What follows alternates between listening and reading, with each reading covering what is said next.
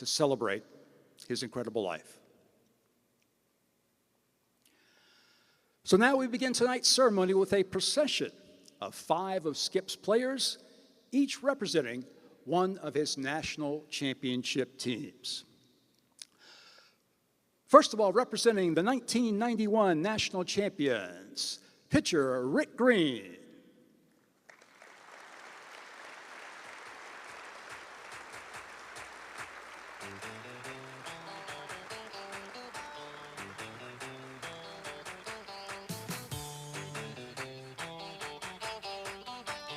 Representing the 1993 national champions, Todd Walker.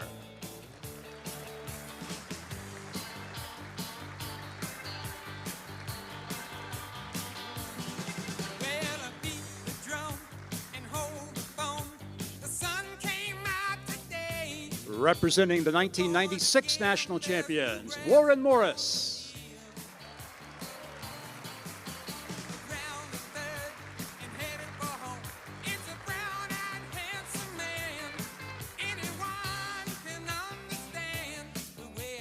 Representing the 1997 national champions, Patrick Coogan.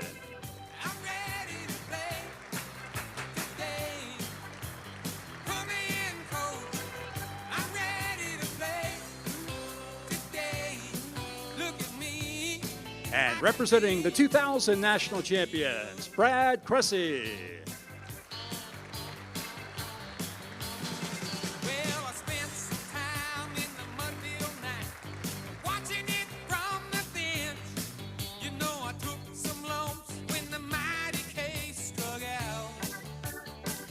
We welcome next into the arena our featured speakers for tonight's celebration.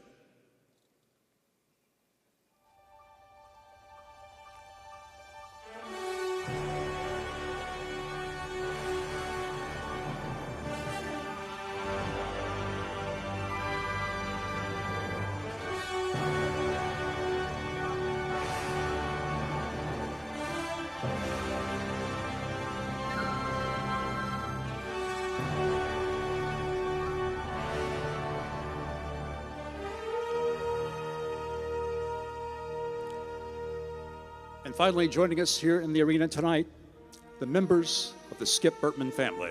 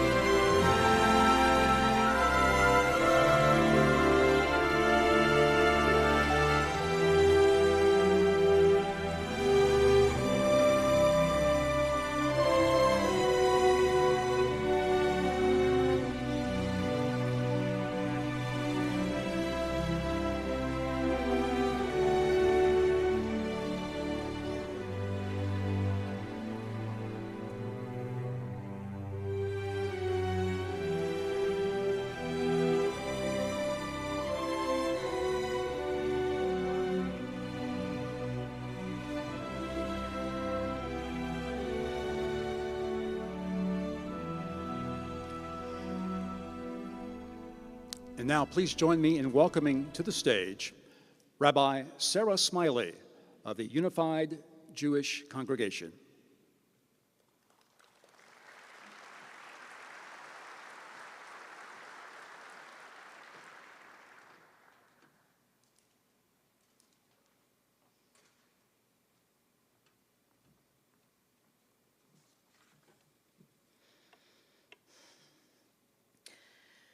We gather tonight to honor a man whose name is etched into the very heart of this community.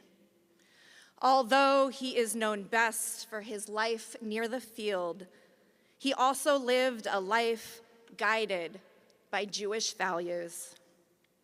Jewish poet Zelda teaches, "Each of us has a name given by God and given by our parents. Each of us has a name given by our stature and our smile, and given by what we wear. Each of us has a name given by the mountains and given by our walls. Each of us has a name given by the stars and given by our neighbors. Each of us has a name given by our sins and given by our longing. Each of us has a name given by our enemies and given by our love. Each of us has a name given by our celebrations and given by our work.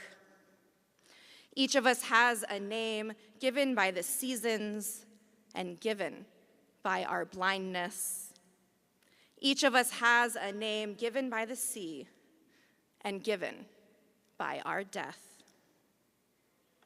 Skip Bertman wore many names throughout his extraordinary life. To the world of college athletics, his name was Coach. To those who learned under his watchful eye, his name was Teacher and Mentor. To this community and university, his name was Leader. To those close to him, his name was Friend. To his family, Sandy and Lisa, who passed away before him, Jan, Jody, Lori, Sophie, Isaac, Sam, and Ezra, who remember him today, his name was Loved.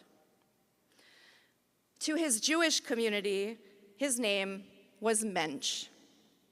A mensch is someone who consistently does the right thing, especially when no one is watching or when there is nothing to gain. Ultimately, to be a mensch is to bring light, warmth, and quiet nobility into the everyday world. In Jewish tradition, the greatest tribute to someone who has passed is that their memory continues to inspire righteous action, dedication, and love in the living.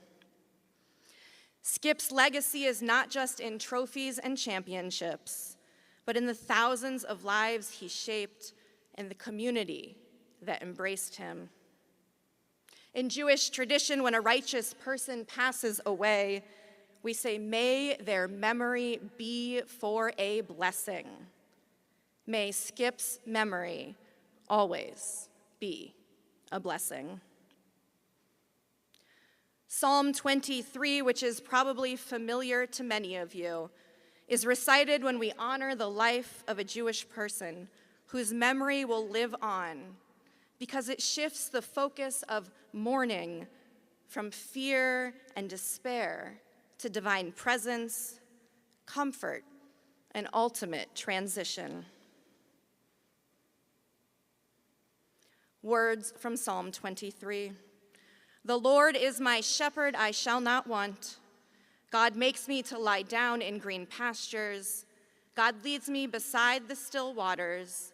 God restores my soul. God guides me in straight paths for God's name's sake. Yea, though I walk through the valley of the shadow of death, I will fear no evil. For you are with me. Your rod and your staff, they comfort me. You prepare a table before me in the presence of my enemies. You have anointed my head with oil. My cup runs over. Surely goodness and mercy shall follow me all the days of my life, and I shall dwell in the house of the Lord forever. Memory in Judaism is active.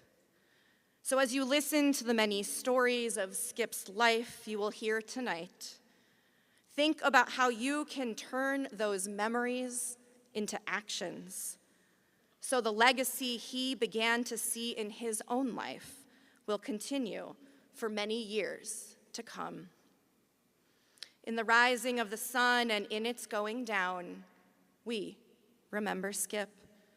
In the blowing of the wind and in the chill of winter, we remember him. In the opening of buds and in the rebirth of spring, we remember Skip. In the blueness of the sky and in the warmth of summer, we remember him. In the rustling of the leaves and in the beauty of autumn, we remember Skip.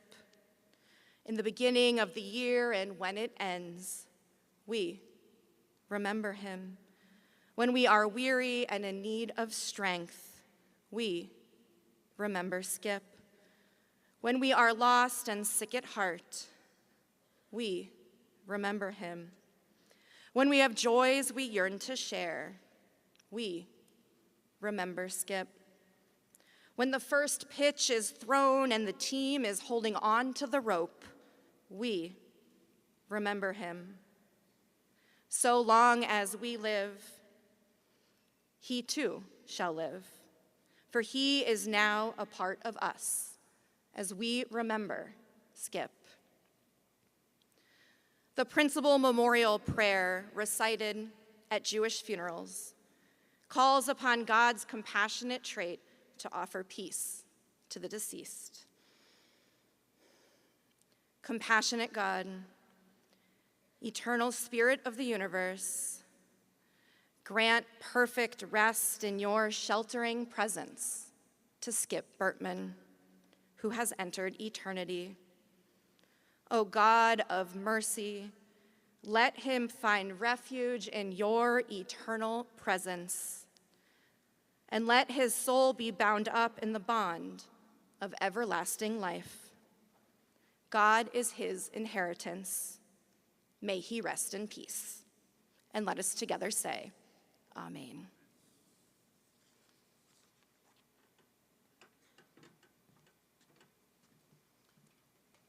Thank you so much, Rabbi, for joining us this evening with that lovely tribute to Coach Bertman. Jay Johnson has been the LSU baseball coach for 5 seasons. He's enhanced our glorious tradition by already leading the Tigers to 2 national championships. And Coach Johnson's relationship with Coach Bertman over the past 5 years has been extremely meaningful to both men. Please join me in welcoming Coach Jay Johnson.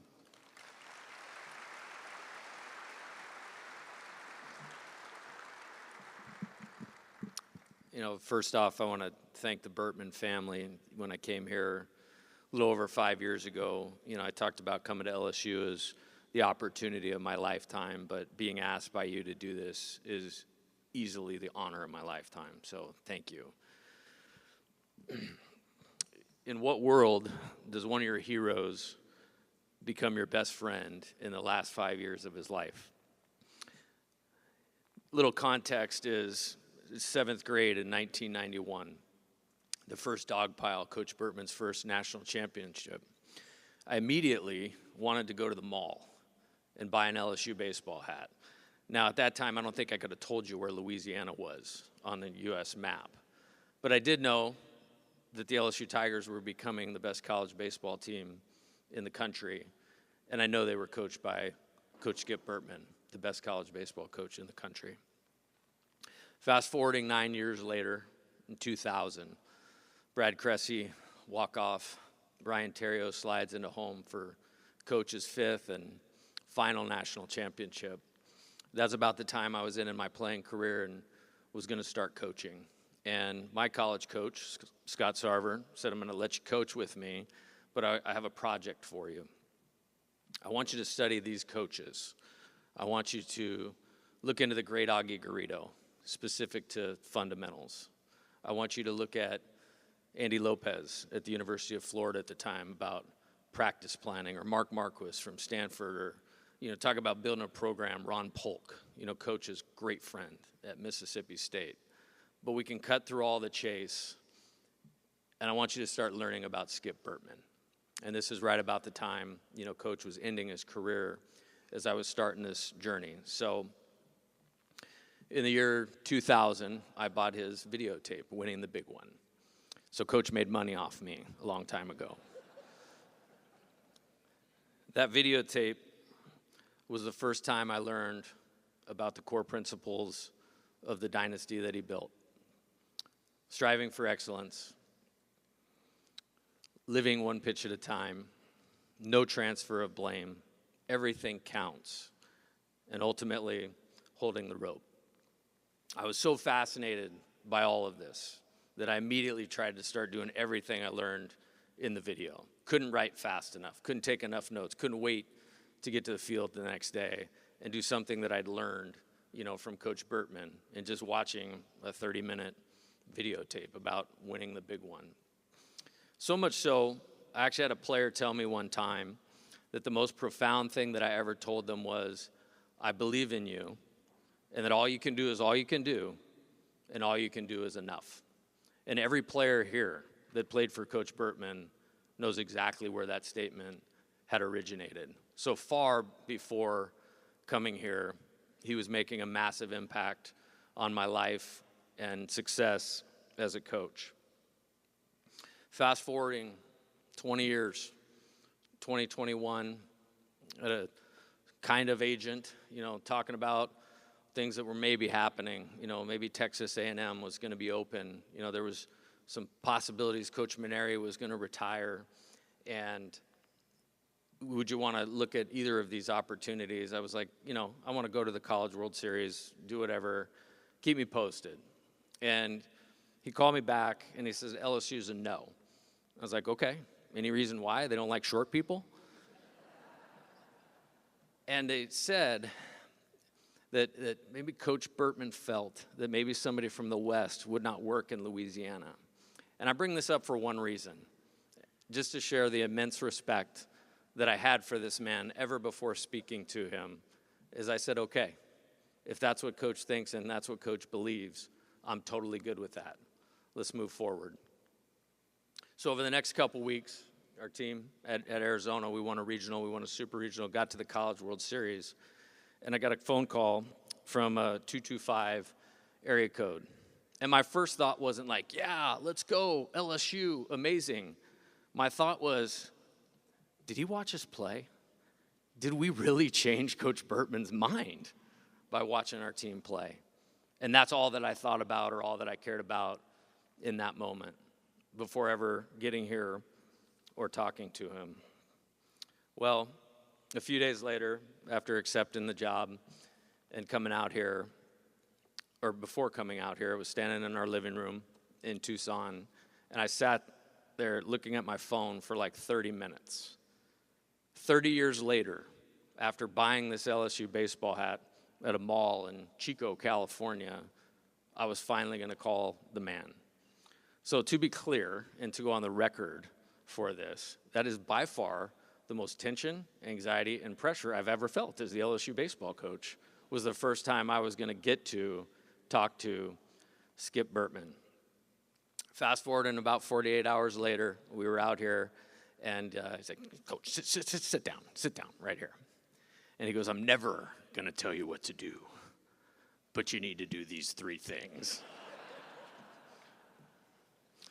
From that point forward, the friendship that was built, the relationship that was built is as close to special as anything that I could ever describe. Whatever I say will not be able to remotely explain the impact that these last 5 years with Coach has had on me and my life. Nothing is ever going to replace driving 5 minutes from the ballpark, going in there to Riverbend, sitting at the kitchen table, and talking about everything. Baseball wasn't the half of it. We talked about life. We talked about happiness. We talked about coaching. We talked about leading. And we talked about LSU. And it would go on for hours and hours. And I couldn't be more grateful for that time. It's a void that I don't know how that's quite going to get replaced. Talking about our roster, literally the last time that I went over there and the last time that I saw him in the hospital, and Verge would tell you, for 10 minutes he turned it on, and he was him. And when he pointed at Verge, he wanted to know about donors and fundraising. And we pointed to Ivan Cabrera and calling him big guy. And he's like, Coach, tell me about this lefty that we got. And that was every time that we talked. His interest in what we were doing, his interest in our players and our program is something that I will never, ever forget or ever be able to repay him for. Not in a coaching career but of my life. The greatest joys that I have is him being able to be in Omaha at the College World Series, not once, but twice, and to see his Tigers win a national championship. I wanted to tell or remind, I saw a picture of it earlier at the earlier reception in 2023. He was being honored in the first game when we were playing Tennessee for probably being like the king of Omaha, which he was, the mayor of Omaha. I don't even remember what the reward or the award was for. And we were winning about 3-1 at the time. He gets his award, and then he kind of walks over towards our dugout. He points at the guys, and he does the Tommy White home run celebration. And I'm just like, this dude has got it beyond anything we could all think.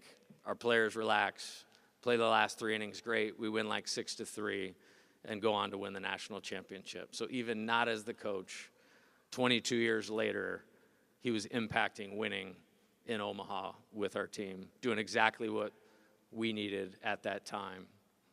Sitting in the locker room after the game, moment I wouldn't trade for the world. And then in 2025, probably one of my favorite interactions with him of all time. I knew he was coming to the last game, hopefully the last game. But you kind of forget about it when you're in the midst of trying to make a run at a national championship, scouting reports, getting the team ready, prepared. And he wheelchairs into the locker room. And it was like, oh, wow, he's here. And he shakes my hand. He's like, yeah, great job, but here's what's going to happen. You know, when we win, I'm going to come down on the field. I'm going to give you a hug. We're going to celebrate. And as most of the time when I talk to him, yes, sir, coach, yes, sir. And in my mind, I'm going like, does this guy remember that we only won 1-0 last night? And does he also remember the team we have to beat today hadn't lost in 2.5 months prior to the game last night? But just what I thought next was, there is no way I'm making this man spend another night in Omaha. We better win today. Both of those things will be seared in my memory forever, and just explain Coach. I heard Coach Bianco, who's here today, explain it beautifully, that the man was a self-esteem machine. And I never walked out of the house, never walked away from lunch at Mike Anderson's or dinner from TJ Ribs, not feeling like anything and everything was possible. And no matter what, I had the greatest coach of my lifetime 100% in my corner and behind me. When I think about Coach Bertman, his life and his impact, how would he want us to go on? The first thing that came to mind, as much sadness as there's been, and it really started to hit me last night as you're trying to get some thoughts together for this. I know he would look at us with an attitude of do not cry because this is over. Smile because it happened and because we're all part of something incredibly special. And what is that? That is being a part of LSU. And one of the things I love about being at LSU is the enormous pride that everybody has in being at LSU.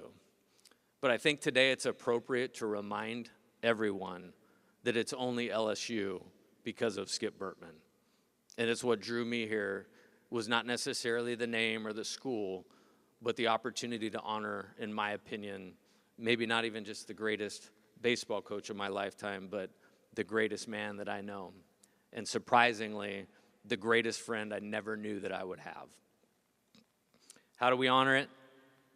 Exactly the way that he taught all of you fans who are by far, you have no peer.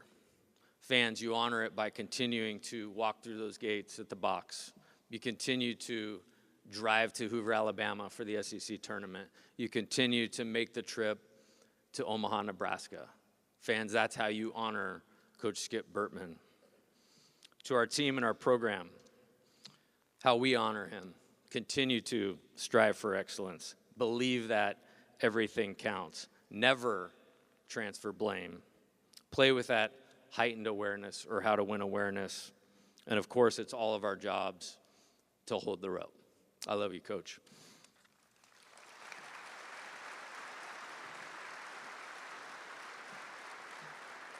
Thank you, Coach Johnson.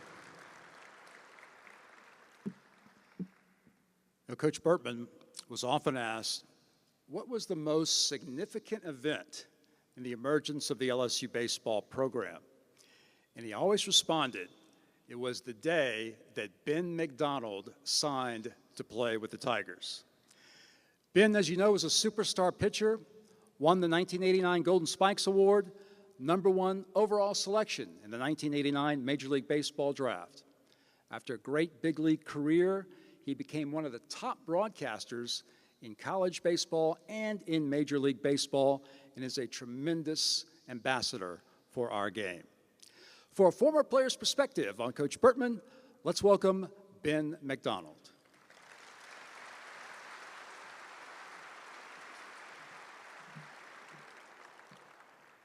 Coach Johnson must have been up here before me.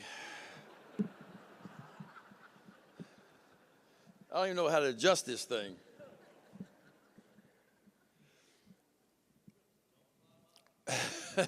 I'll just grab it and hold it. How about that? First of all, I want to do is thank Coach Johnson. Coach Johnson took his time in a time where arguably it's the toughest time it's ever been to be a head coach in any sport.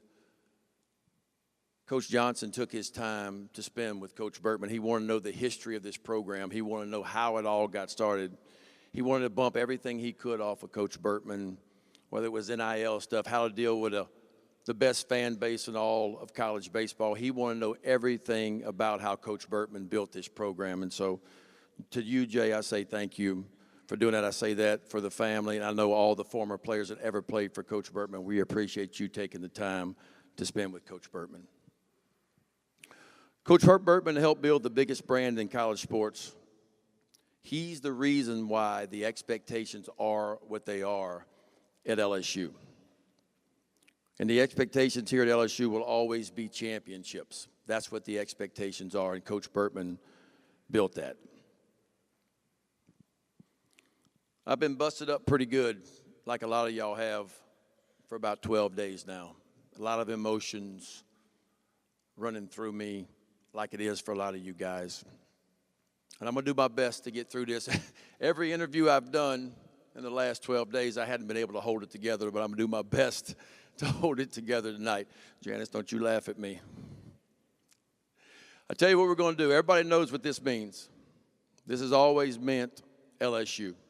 LSU forever. It's the greatest brand in all of college sports. But this L has a dual meaning tonight. And this dual meaning is our love and appreciation for Coach Bertman. So if I lose it, I'm going to throw this at y'all. And I want you to throw it right back at me. And we'll get through this together tonight. It's an honor for me.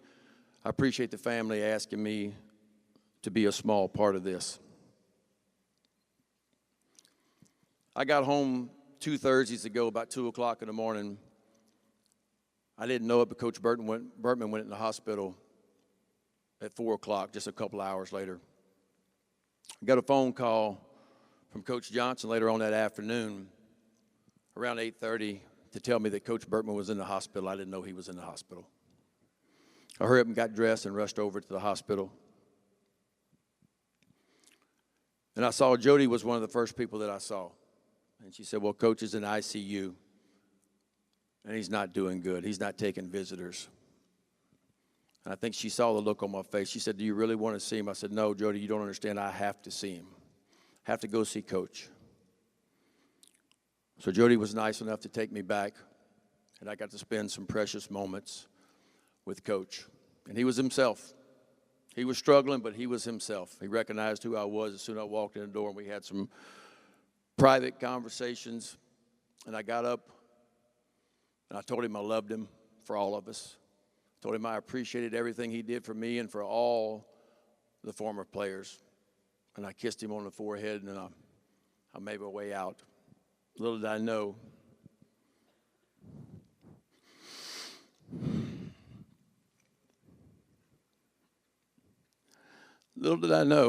that's going to be the last time I would see Coach Bertman. When you look back at Coach Bertman, and in the early years, man, when you're 18, 19, 20 years old, you think he's a crazy old man. Some of the things that he says, some of the things that he does. It's not until you get a little bit older and you start having kids yourself and you start to realize a lot of things that Coach Bertman had. He had this vision, man. He had this vision like no other, and he tells all the stories in the early years, 1984, his first year. There were more pigeons in the stands than there were people. Like the batter would hit the ball, and you could hear the base runner that hit the ball run down the first base line. That's how quiet it was. He also talked about how some of the fans didn't even know his name. Called him Skip Bertman. That's what they called him. And he talks about the time he made a mound change in 1984. The starting pitcher had to come out of the game. He'd given up the lead. It was time to take him out of the ball game. Coach made his way to the mound. On his way back, some fan stands up and yells, "Hey, Bertram, we need more points." And he looked into the stands like only Coach Bertman could. He said, "They're runs, and I swear we'll get more of them." Well, they got more of them. More runs led to more wins. More wins led to more success. More success led to 5 national titles in 10 years. Probably won't ever be done again. Now, that's number 5 here at LSU. I think we can all get behind.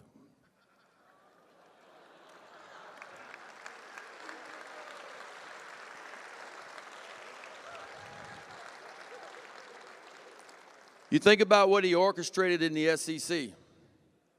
How about this? The Southeastern Conference has won the national title the last 7 years in college baseball. But it goes back further than that. In 1990, the SEC won their very first national title. It was University of Georgia that won the first national title in SEC history. Coach Bertman's teams would win the second one in 1991.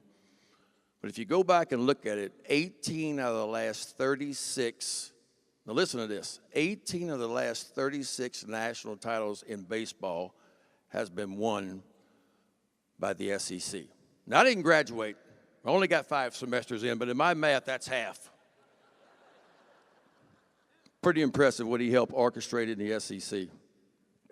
And then when you talk about, and nobody talks about this enough, what he did as an athletic director, all the national championships that he won as an athletic director as well.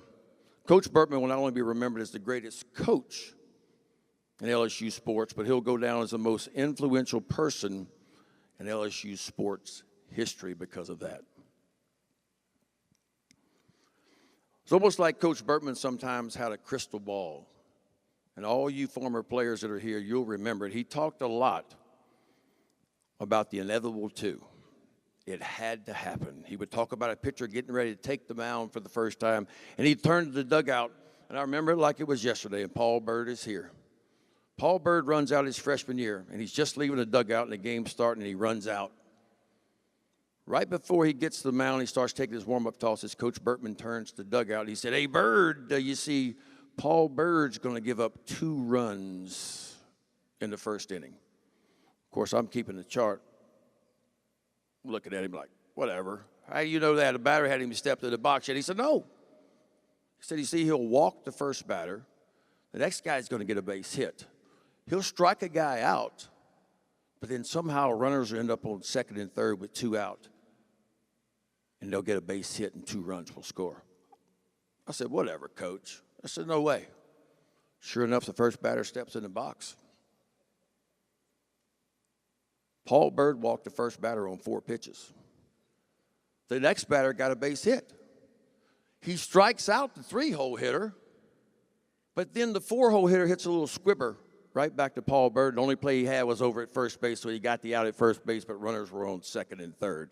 And don't you know, the 5-hole hitter hit a base hit right up the middle and 2 runs scored. I just threw the clipboard up in the air. And I was standing there looking at Coach, and he looks at me, he goes, McDonald, 30 years, he said. He said, I've seen it all with those big old fingers, and he said, I've seen it all twice, he said. Coach wasn't a cookie-cutter coach.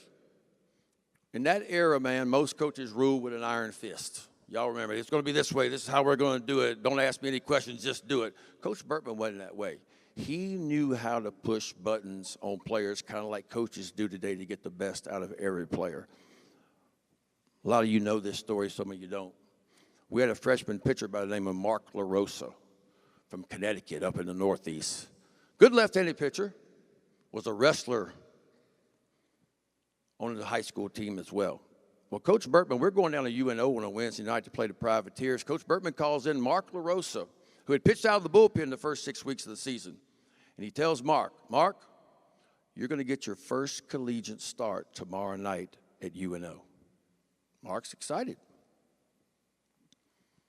Fast forward to the next day, we're on a bus trip down to New Orleans to play UNO. Coach Bertman, of course, sitting in the front of the bus. Beetle Bailey's across from him. Jim Wells is across from him. All 3 of them are smoking cigars. And we're just trying to survive in the back of the bus. We got the windows down. It's like a fog back there. But he calls LaRosa up to the front of the bus to let him know that he had changed his mind. Mark, you will not be starting tonight. You're going to be back in the bullpen. Well, Mark LaRosa's upset like anybody would be upset. Fast forward a couple hours later after batting practice, getting ready to start the game. Of course, we're in the first base dugout, getting ready to hit first. Randy Davis, who was the pitching coach at the time, graduate assistant. Hey, Coach, we got a problem. What is it, Davis? He says. He said, Mark LaRosa's down in the bullpen. He's got his jersey off, and he's sunbathing. Coach Bertman steps out of the dugout, and he kind of looks down the right field line, and all you players have heard this. All you hear is, woo. Rock along. We got a 2-run lead going into the 8th inning, and Coach Bertman tells Randy Davis, go down to the bullpen, tell LaRosa to get up and get loose. I'm going to bring him in the game so he can lose the game for us. My head snapped around, and Randy Davis's head snaps around, and Davis goes, excuse me, Coach? You heard me, Davis. Sure enough, Randy gets up. He starts running down the right field line. I hook in right behind him. I got to see this. I want to see how LaRosa's going to react to this. So sure enough, we get down there, and Davis goes, LaRosa, Coach wants you to get up and hurry up and get loose because he's going to bring you in the ball game in the 9th inning so you can lose the game for us.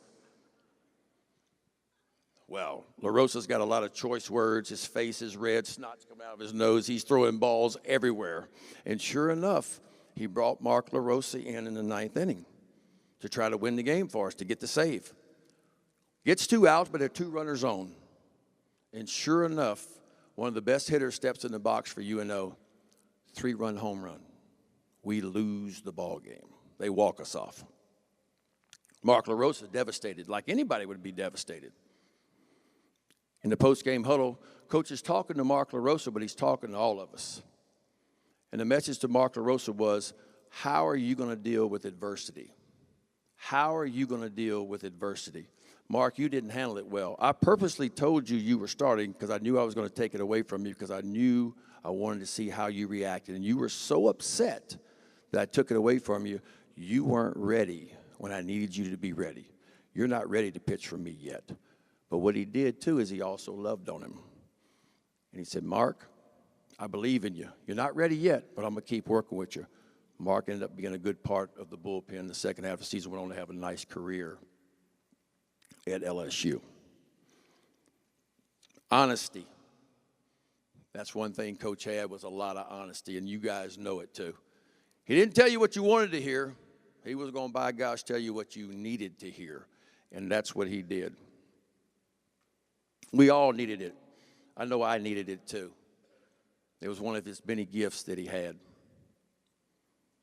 I've been fortunate enough to stand in a lot of big moments because of Coach Bertman.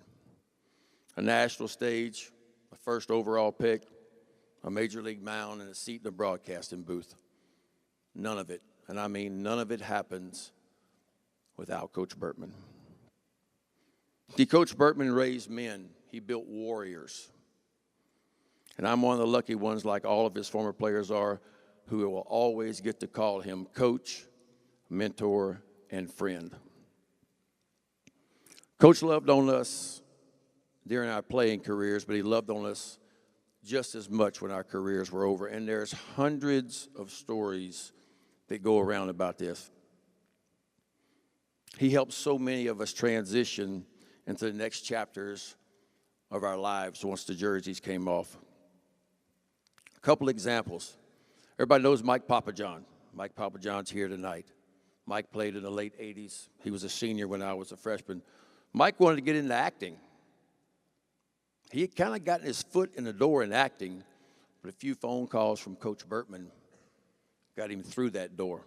Mike Papajohn, nearly 200 films he has been in since then. Spider-Man, Terminator, For Love of the Game. He's been in so many big moments. Coach Bertman helped that happen. John O'Donohue is here tonight. Told me the story the other day. John made it to the big leagues for a year with the Baltimore Orioles with a heck of a pitcher. His career ended as well. Sitting down talking to Coach Bertman one day, he said, "John, what are you going to do?" I said, "I don't know, Coach. I kind of like law enforcement." He said, "But, Coach, I checked it out. It's $1,200 to take the aptitude test. I don't have the money to do that." Coach Bertman, like he did so many times, gave John the money for the test. John passed the test. Saw Coach a couple weeks later, told Coach, "I passed the test." Coach makes another phone call, calls the police chief. Police chief calls John O'Donohue. John's been in law enforcement here in Baton Rouge for 30 years now.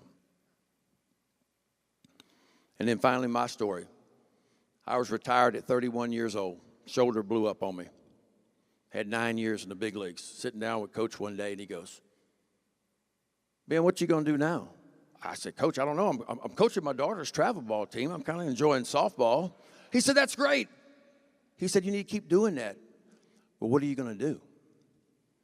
I said, "I don't know, Coach." He said, "You know what you'd be good at?" He said, "You'd be great at broadcasting." I said, "Coach, I didn't graduate." I said, "For 9 years in the big leagues, I ran from the camera. I didn't want to be in front of the camera. What makes you think I'd be a good broadcaster?" He said, "Well, listen, you know the game, and you tell funny stories, and people like you. You'll be great." He said, "I'll tell you what I'm going to do." He flipped out his Rolodex. He had that Rolodex, that thing with a million numbers in it. He had the president of Cox Sports Television in the Rolodex. Now, you got to remember, there was no SEC network. The only time games were ever on TV was when you got to the College World Series and ESPN put it on TV. Other than that, there weren't any games. There wasn't no ESPN Plus and all that kind of stuff. But Cox Sports Television carried about 14 LSU games per year. Sure enough, he calls the president of Cox Sports Television. A week later, the president calls me and he goes, "Ben, the season starts in 3 months. We got 14 games. You're going to be our analyst." He said, "I've hired another guy by the name of Lynn Rollins. I don't know if you know him."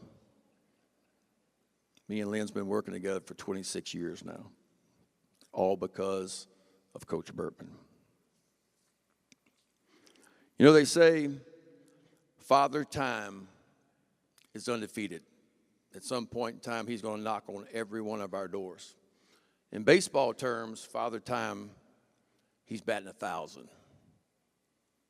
But what Coach Bertman did for college baseball, what he did for LSU baseball, what he did for LSU sports, and all the lives that he touched along the way, that too will always be undefeated.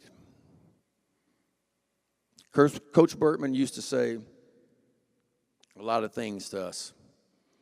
some of which I've been able to share with you tonight. Some of them maybe I can share with you at another time. But the one thing he never had to say was that he believed in his players. Never had to say that. You felt it. I felt it every time I put that uniform on and I played for him. I felt it. So today,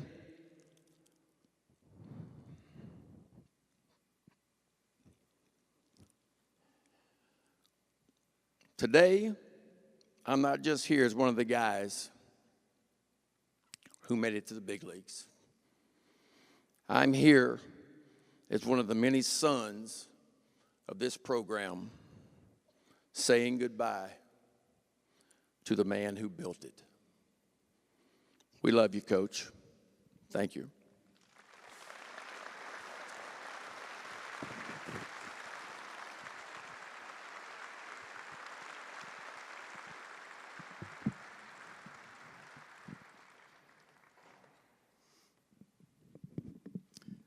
Thank you so much to Ben McDonald. Herb Vincent was one of the first people to work with Skip here at LSU. Herb was a student in the sports information office when Skip arrived here in Baton Rouge, and together they laid a public relations foundation that helped to promote the LSU baseball program to bigger and bigger audiences as the program grew. Herb was the Associate AD for Communications during Skip's coaching career here. He was the Senior Associate AD for External Relations during Skip's term as Athletics Director. For the past 13 years, Herb Vincent has been the Associate Commissioner at the Southeastern Conference in charge of their communications operation. Herb was inducted into the LSU Alumni Hall of Distinction in 2015 and into the Louisiana Sports Hall of Fame in 2025. Herb Vincent joins us now to share his memories of Skip.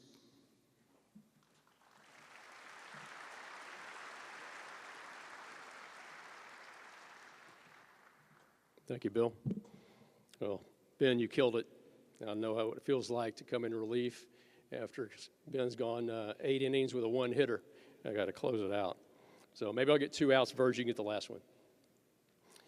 The first time I ever saw Skip, well, first let me thank the Bertman family. That's most important for this distinct honor of being able to speak tonight about a man that I truly loved.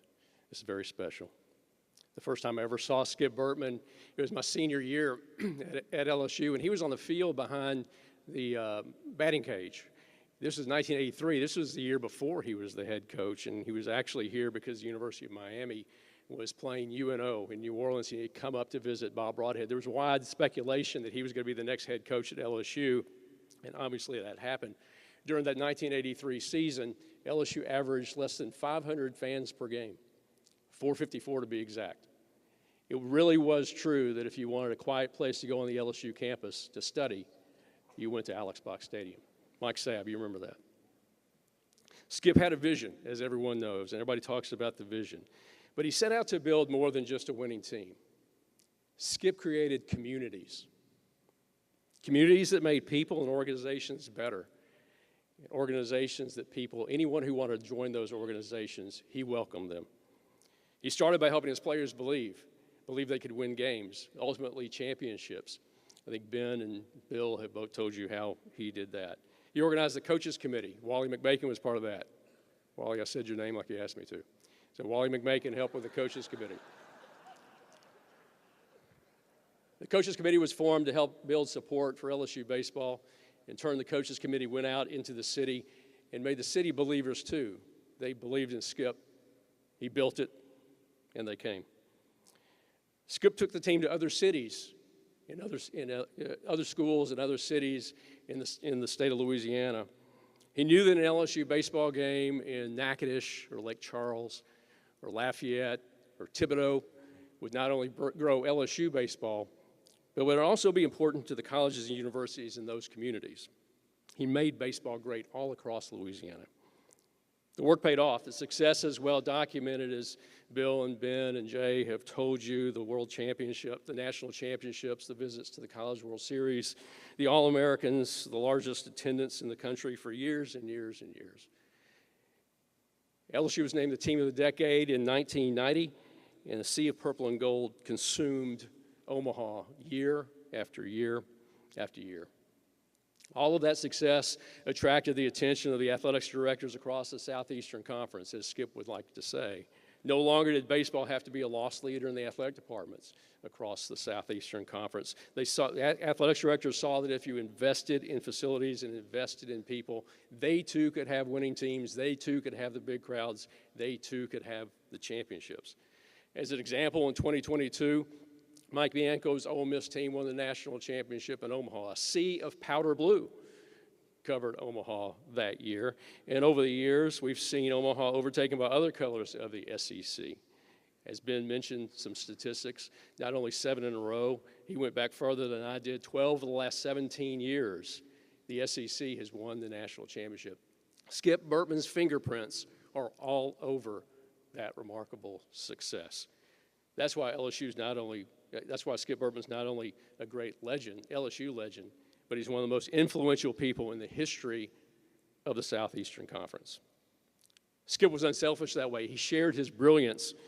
He knew the success of another program or another coach would not diminish the status of LSU baseball or the legacy of Skip Bertman.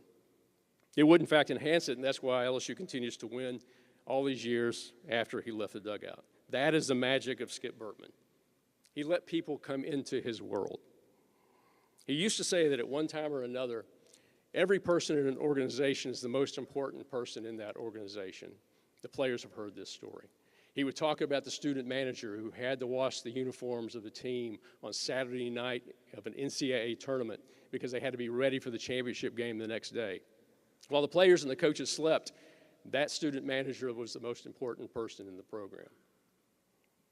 Skip made everyone feel that way, whether it was that student manager or the pitcher who came in and got just one out in a crucial situation, if it was the concessionaire who had to keep the coffee hot, the janitor who cleaned the bathroom, if it was the K-lady or if it's Chris Giott. He made us all feel we belonged to something special. That unselfishness continued into his role as athletics director at LSU. He always made the right decision for LSU. He did what was in the best interests of LSU. But that wasn't always in the best interests of Skip Bertman. When I returned to LSU in 2002, he and Verge, Dan Radakovich is out there, he was working on the football seat license program. You remember that. We all call it now the Tradition Fund. LSU needed the revenue. LSU was falling behind in revenue of the other teams in the Southeastern Conference, and he knew to expand Tiger Stadium, build a new Alex Box Stadium, build a new Tiger Park. He had to invest and raise the revenue. Once again, he had a vision.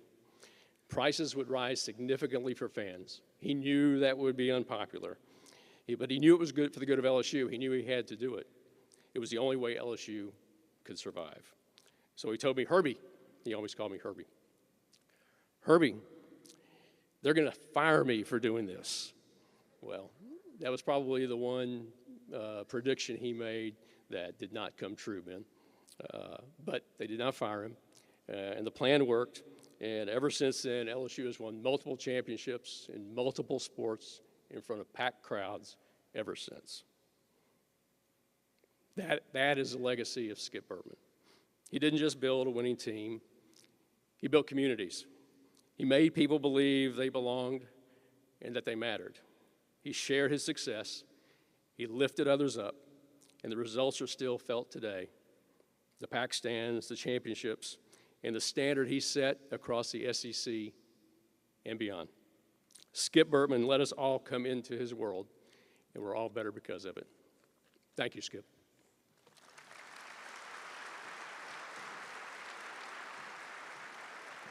Thank you so much, Herb, for sharing your memories with us this evening.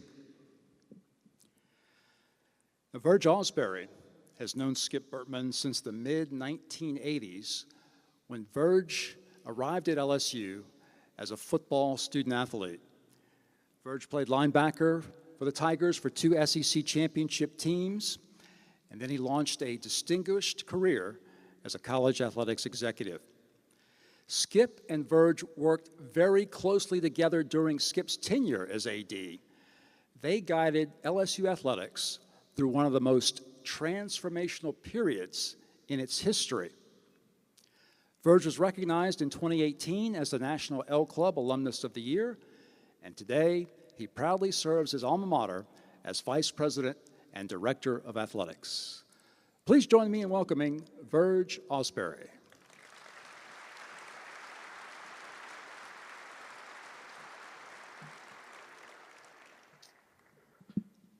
Thanks, Bill. It's an honor to be here today, and thank you to the Bertman family for having us. And you heard what Herb said, but Skip Bertman was the best athletic director in the history of this institution. I know a lot of you former players, you know him, and you know how of a team builder he was. And so much has been said about him already. But Skip Bertman, the coach, the athletic director, and the man, I knew that man well. I also want to thank all the distinguished guests we have here today, the governor, mayor, district attorney, our board of supervisors, President Roos, and many others, former coaches, current coaches. Kathy Miles, thank you for being here today, coming here with us tonight. You know, I'm going to tell some stories about our friend, and not a friend, but like a father to me. And Rabbi, you forgot a name that he called himself. Skip had nicknames for everybody. Tiny Tim, the small guys. Red Face, some other guy he would call. The Go Long guy, that, you know, he would tell us all, don't ever throw him the ball, he'll never catch it. Just take the sack, you know, throw the ball out of, you know, that was Skip. But he had a name that we called him, and it's so right that when people talk about how he could see things before it's happening, the chosen one. And we kind of made a little jokes about it, you know, he was Jewish and the chosen one. So we're in Kentucky, the Brew Glass Miracle, that game. And everybody is, you know, we're going to losing the game. We lost the game before, and he was just saying, you know, Coach Saban has never lost 2 games in a row. And Dan Radakovich and I are sitting in the suite, and we just knew the game was over. This game is over. We're going to lose this game. And all of a sudden in Kentucky, the suite sits in the end zone, so you could see the play coming right at us. And so Skip was standing up, and Miss Sandy was on side of him. And the pass is coming. You're like, okay, this game is over. Hail Mary. Tip ball, Devery Henderson catches the ball, and all of us know what happens next. Dan Radakovich and I hug each other, jumping up and down, and this is Skip standing in the end zone. You know, Notre Dame got their touchdown, Jesus over the stadium, but this was Skip Bertman said, I am the chosen one. And we looked at each other. You know, we always joked about it, and it was like, wow, he must be the chosen one. He is. And, you know, that day, you know, Jay talked about it when I went to see him at 1:30 that day. And he was having a little procedure, and I told the family, I said, I'll be coming back to see him. So I'm come visit with Coach. And I said, you know what, I'm going to come back tomorrow morning. And something told me, something hit me in my office and said, you know what, I better go back and see Coach right now. It was 5:30, I got there, Jay was there, we went in, and we visited with him. And Jay is right, he wanted to talk about what's going on. Told us we're going to do dinner with us next week, the following week. I'm going to have dinner with y'all. And he had called me beforehand about doing dinner. Serena and I said, yeah, we're going to come do dinner with you, Coach, and have a nice meal. And I always knew with Skip that you all knew that I was going to pay for the meal. Skip wasn't going to pay for any meals, okay? And I found out at restaurants when I went with him that, well, Skip doesn't pay. I said, I got it. But I was so happy that, you know, I got to go back because see him that evening, about 8:30, we get the call that he's not doing well. And at 1:30, I said, make sure to call me anytime of the night in the morning, I want to know. that he passed away. And we lost a good man, a good friend. You know, the baseball players are here, all the former players and current players. Yeah, he was great. He was a great coach to all of you, and he knew how to put teams together. He was the best. As I said, Skip was the best athletic director in the history of LSU. We also put together an all-star group of people, a staff that was the best. Dan Radakovich, Eddie Nunez, Chris Howard, Herb Vincent, Mark Ewing, Ronnie Halliburton, Judy Southard, Miriam Segar. He was the best staff in the country. And that's why LSU is in the position there is today. And all of them are here today. Skip had a way, though, you know, you're right, Ben, of how he could put you in positions. And he smoked those cigars, the cheap cigars. We tried to give him Cuban cigars and great cigars, but he never wanted one of those. He wanted those Switzer cigars. And he would smoke us out the room completely. My eyes would be running, nose would be running, and everybody's coughing. Poor Herb would be coughing, Dan, you know, in his office. And he said, I have a plan. I'm going to go up on motorhome parking. We said, okay, Skip. And he said, boys, give me the prices what you think it's going to be. So we were doing prices like $7,500, $10,000, $12,000, $15,000. And Skip said, yeah, that's good. See, those motorhomes should be about $15,000. And we were like, okay. He said, so we have this meeting with all the motorhome people tomorrow. And I want all you there, all my boys. I want you there in the back. He calls his boys. And sit in the back of the room. And we go in the room, and these people are angry, mad. I mean, they want to hang us. And we're looking at Skip and like, ooh, this is going to be a rough crowd. So Skip goes in there, gets up, like Skip would do, and would say, hey, see, I'm your guy. I'm with you. He said, so you see those guys on the back row over there? They gave me some advice, and I took a little bit of it, but they're wrong. And so this time, Dan, I'm ducking down in my chair. I'm figuring out how to get out there, and Radakovich is turning red and very angry at the time. And he said, you see, I have a plan, and I'm going to help you. Now, no, the people is only paying $300 a year for their motorhome pass. So Skip says, you see, those guys in the back, they wanted to charge you $15,000. I said, no, those are my people. I love those people. He said, then it came again. I said, well, let me get another number. He said, $8,500. I don't know where you make these numbers at. $8,500. I said, we can't do that. I cannot do that to my people. Then he said, they said $6,500. I said, too much, can't do it. You see, I'm with you. You are my people. And I came up with the right price. I said $5,000. Everybody stood up in that room and gave him a standing ovation. It was the best marketing deal ever. And we all sitting there in the back of the room, and people are applauding him. And looking back at us saying, boo, boo, and pointing different fingers at us. And I'm like, you know, how are we going to get out of this room? And the only thing I remember Skip saying, we walking out, we were like, Skip, I mean, that wasn't a plan. He said, oh, it was a plan. You see, boys, if I wasn't there, they was going to hang you by your toenails. So that was the chosen one. President Skip isn't a new thing for me, obviously. I don't think I had a single interview during my tenure so far at LSU Athletic Director where I didn't talk about what Skip means to me, what he meant to me.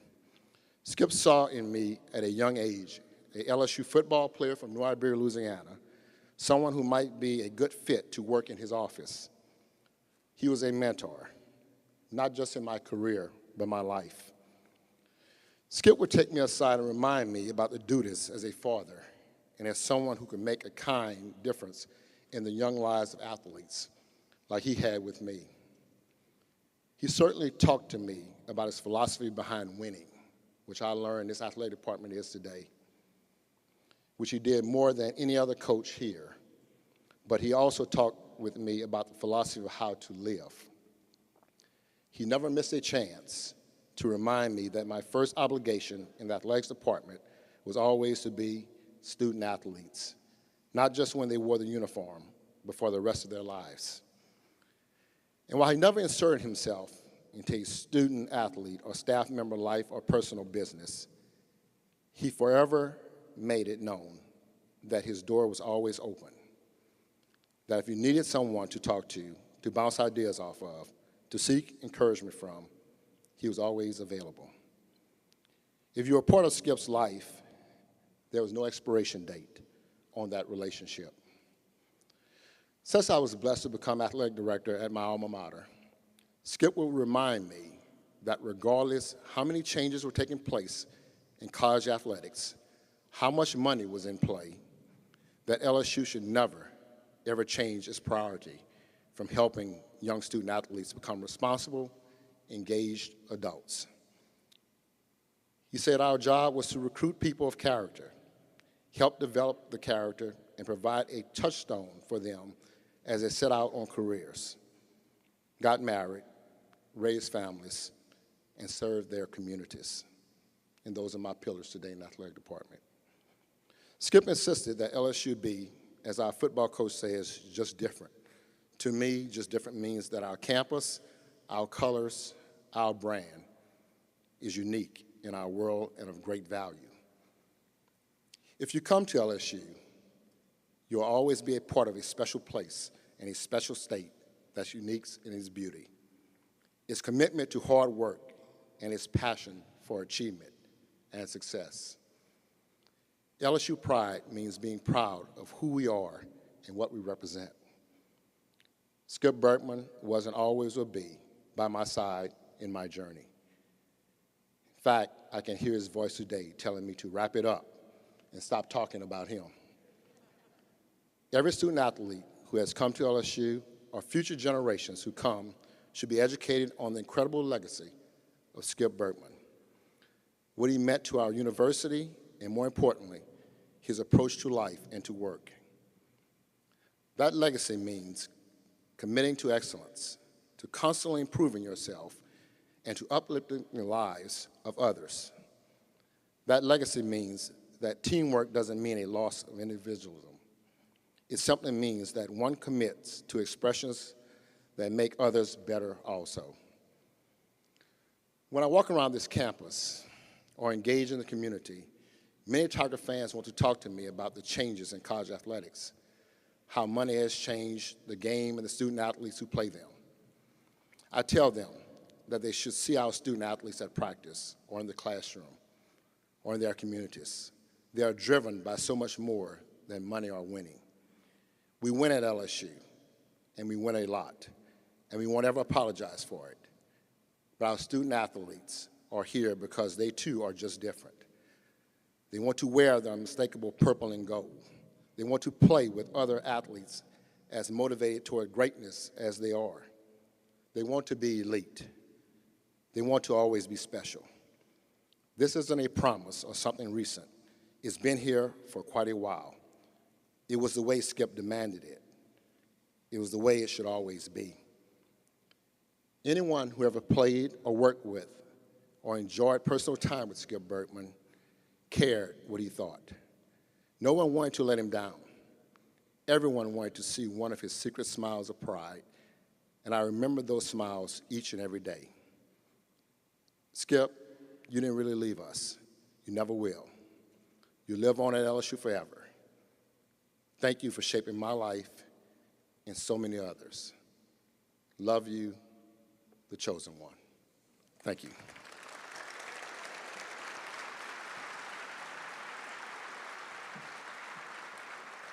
Thank you so much, Verge. Well, 43 years ago, it all began. Skip Bertman moved from Miami to Baton Rouge, bringing his wife, Sandy, and his 4 young daughters, Jan, Jody, Lisa, and Lori, here to Baton Rouge to embark on what would be an amazing journey for their family here in Louisiana. So representing the Bertman family tonight here at the podium is Skip's youngest daughter, Lori Bertman, and Lori will be joined here on stage by several members of the family.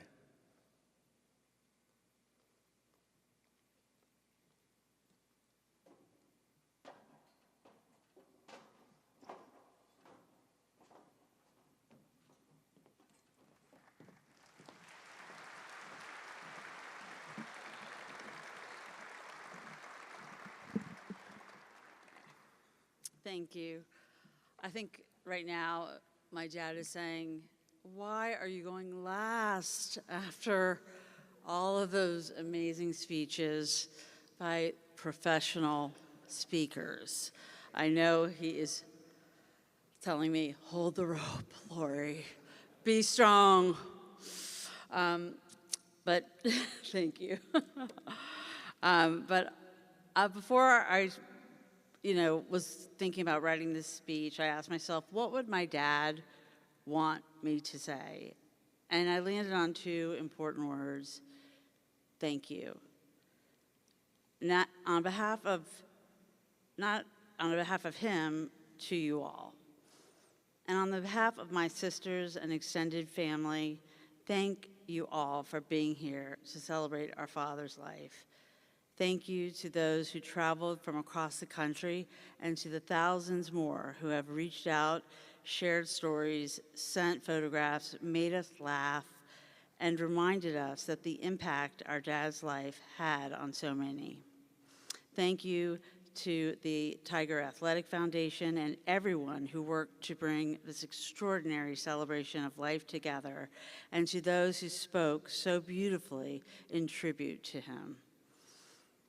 And thank you especially to the people who helped pave the way for our dad to become Skip Bertman. Because my father, our father, always recognized that he did not do all of this by himself. He lived with grace and humility. From his lifelong best friend, Richie Berger, to the friendship he found in his 80s with Coach Jay Johnson.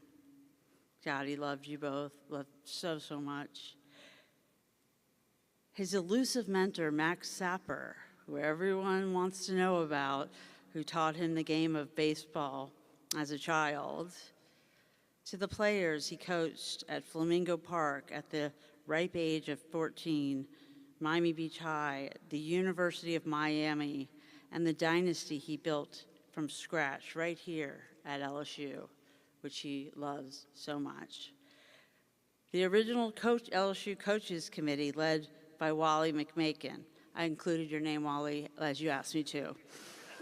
and Charlie D'Agostino. And the only Jewish LSU fans in town at the time of his recruitment, Richard and Susan Lipsy, who became devoted baseball fans and friends. To all the coaches who worked alongside him over the years, and the support of the greatest fans in the country from LSU, and so many people in between. And then there was our mom. Pause for applause.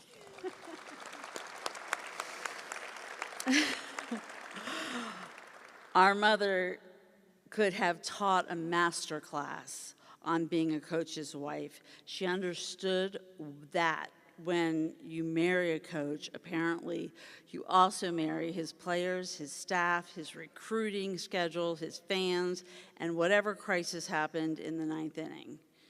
She was his partner through it all, and she was the rock of our family. We lost our mom last year, and it is impossible for us to talk about our dad's life and accomplishments without recognizing how much of that life they built together. There is something comforting to all of us to know that they and our sister Lisa, who we lost far too soon in 2012, are together again. For my sisters and me, though, these past days have been incredibly difficult. While the world lost a legend, we lost our father. But we also know that many of you lost somebody too. Some of you lost your coach, you lost a mentor, a boss, a teacher, a friend, or the person who gave you an opportunity when you needed one. And some of you never actually met him, but somehow he gave us all a sense of belonging to a winning team. Your grief is real too, respectfully. And the incredible outpouring of love we've experienced has reminded our family that while he was our dad, we always lovingly shared him with all of you. It is not lost on us that growing up as Skip Bertman's daughters was both a lucky and extraordinary experience. Jan got to be the bank girl at University of Miami and still owns a coveted Miami satin coach's jacket that I'm trying to rip off. Jody had the time of her life managing the Grand Slam batting cages and became a favorite OG LSU fandom. Lisa and I traveled to USA baseball games around the world, and as the youngest, with a June birthday, I celebrated my 11th and my 40th birthdays in Omaha at the College World Series, and quite a few in between. But perhaps one of my dad's greatest coaching ironies is that despite all of his success on the field, none of his children became athletes. Not a one. 5 national championships, a Hall of Fame career, decades spent developing elite athletes, and this was the roster at home.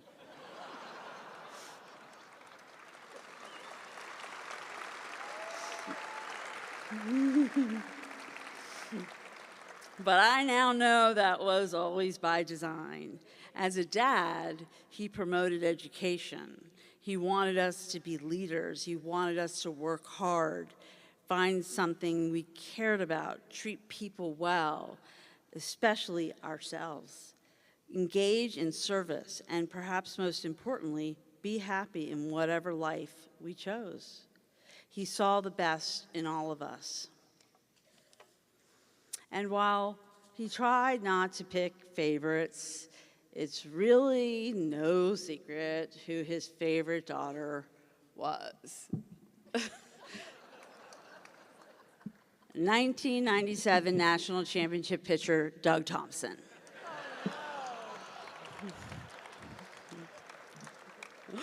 But in all seriousness, our dad loved his players like sons, and we loved them like brothers. For all the attention paid to what our dad accomplished, his real gift was what he could see in other people. Our father saw potential. And then he had this remarkable ability to make you see it in yourself. That may be the part of his legacy that matters most now. It's what the people impacted most by the legacy do next. So today, my sisters and I want to ask something of all of you. If our dad coached you and encouraged you, taught you, challenged you, made you believe you could do something you think you could not do, or even if you simply watched him from the stands and that added joy to your life, take a piece of that with you and pay it forward. Coach somebody, mentor somebody, give somebody a chance, accept others without judgment. Want as much for others as you want for yourself, or even more. Win through kindness and generosity. If 1,000 people leave here carrying even one small piece of our Father into the way they live, lead, or love other people, then his influence doesn't end today, it just multiplies. And now it's our turn to say thank you to our dad. Thank you for being a wonderful father, a grandfather, to Sophie, Isaac, Sam, and Ezra. Though Ezra sometimes really got criticized, a lot of critique, because he did play.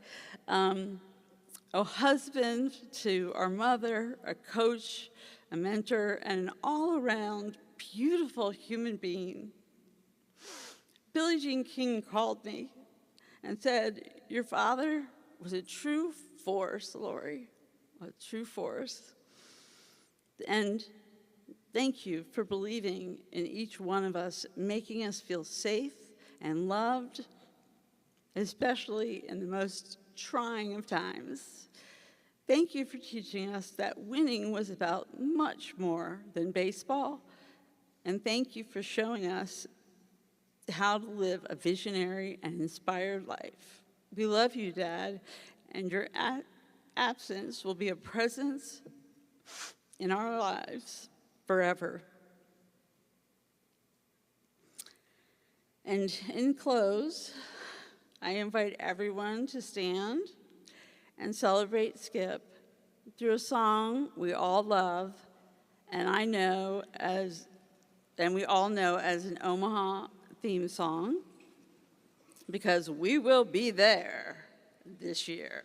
No pressure, Jay. Hit it, Julia.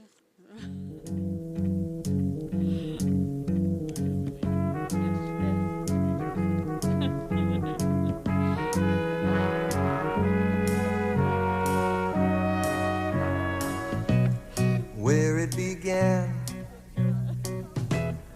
I can't begin to knowing, but then I know it's growing strong. Wasn't the spring, and spring became the summer. Who'd have believed you'd come along?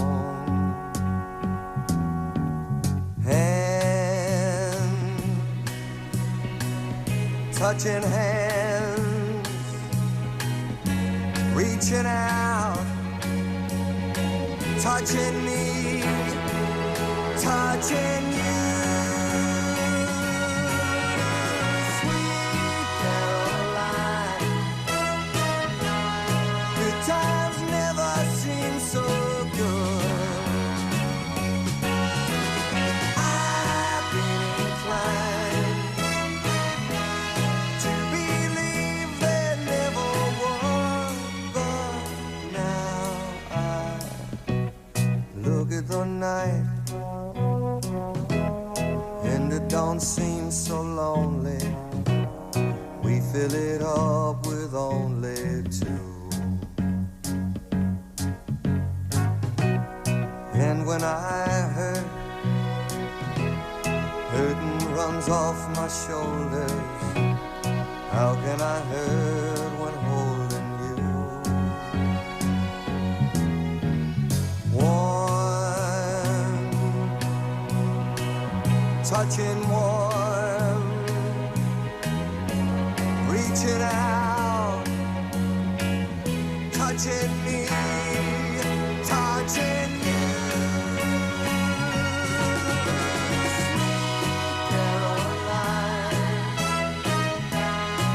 Times never seem so good.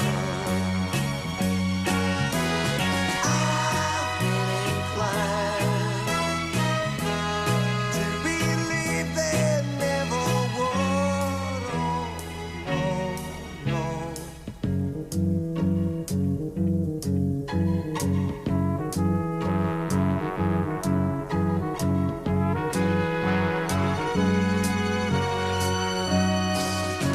Sweet Caroline, good times never seem so good. Sweet Caroline, I believe they never could. Sweet Caroline.